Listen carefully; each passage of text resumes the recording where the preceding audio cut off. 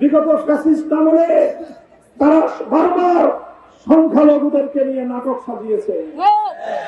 রাতের বেলায় শেখ হাসিনার দোসররা কাল নাগিনী হয়ে সংখ্যালঘুদেরকে ছবল মারত, আবার দিনের আলোতে ওঠা হয়ে তারা ঝাড়তে আসত। হিন্দুত্ববাদ উৎখাত হওয়ার পর কেউ যদি চিন্তা করেন আমার এই সোনার বাংলাদেশে শাহজালাল শাহমাখদুম খানজাহানিদের বাংলাদেশে নাস্তিক্যবাদ প্রচার করবেন, নাস্তিক্যবাদ আমদানি করবেন, আপনাদের সঙ্গে ময়দানে লড়াই হবে। আমরা এটা বরদাস্ত করে নেব না। আমার আগামী প্রজন্ম, আমার সন্তানেরা রাষ্ট্রীয় খরচে আমাদের স্কুলগুলোতে পড়াশোনা করবে।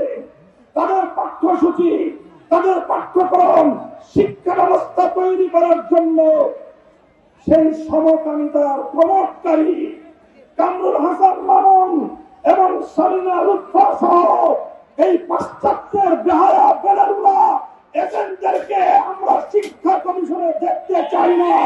আল্লাহু আকবারের ধ্বনি দিয়ে বিশ্বকে নাড়া দিয়েছেন, সহিহ বুখারী শরীফের সবক দিয়েছেন।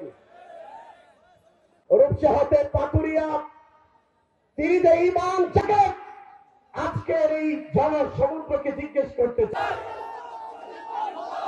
আল্লাহ তাআলা বাংলাদেশের সম্মুখে বক্তব্য নিয়েছেন।